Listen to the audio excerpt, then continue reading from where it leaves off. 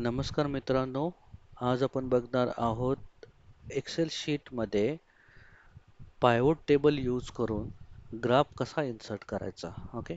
जर आपण पहिल्यांदा पाहिलं आणि कोणी सांगितलं की याच्यावरती मला एक छानसा असा एक ग्राफ तयार करून दे जेणेकरून मला असं कळेल की एका बिझनेस युनिटमध्ये किती फिमेल आणि मेल आहेत हे मी ग्राफिकली प्रेझेंट करू शकतो. ओके.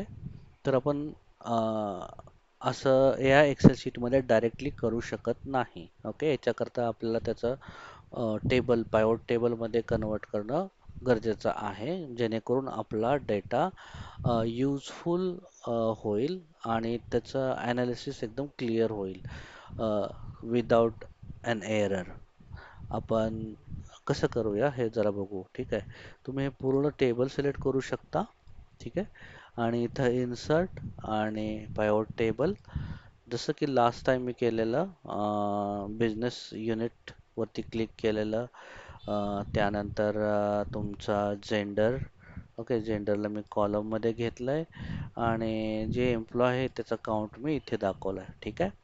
हा झाला तुमचा पायवोट टेबल. आता ह्याच्यामध्ये मला ग्राफ दाखवायचा. आता काही काही वेळेस आपण कन्फ्यूज होतो की कोणता ग्राफ करावा, पाय चार्ट करावा की बार चार्ट करावा. बार चार्टमध्ये कोणता, व्हर्टिकल, हॉरिझॉन्टल, का दुसरा कोणता स्कॅटर प्लॉट करावा, असे डिफरंट डिफरंट ग्राफ्स आहेत.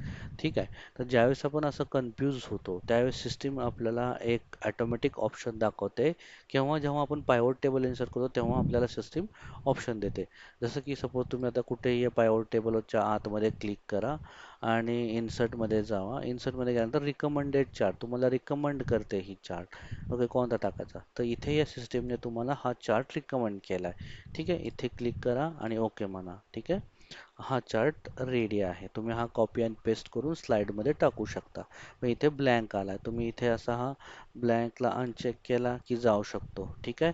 काही काही वेळेस कोणी म्हणतील मला कॉर्पोरेट आणि स्पेशलिस्ट प्रॉडक्ट मधलाच काउंट पाहिजे, मला हे दोन्ही नको आहेत. तर इथे काही तुम्हाला करायची गरज नाही. तुम्ही इथे सिम्पली काय करा, मॅन्युफॅक्चरिंग आणि रिसर्चला अनचेक करा आणि बघा हा आला गाव फक्त दोनचाच. काय काय वेळेस म्हणतील नाही मला फक्त कॉर्पोरेटचाच पाहिजे.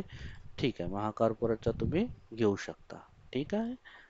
आणि इथे इथून तुम्ही लेबल टाकू शकतो, डेटा लेबल्स. ओके, आले तुमचे 117 1120. हे फिमेल ब्ल्यू आहे, मेल रेड आहे. आले. तर अशा प्रकारचं ॲनालिसिस करून तुम्ही ग्राफ प्रिपेअर करू शकता तुमच्या इंटरनल ॲनालिसिससाठी. थँक्यू. जर तुम्हाला हा व्हिडिओ आवडला असेल तर like and subscribe. Thank you. Have a good day.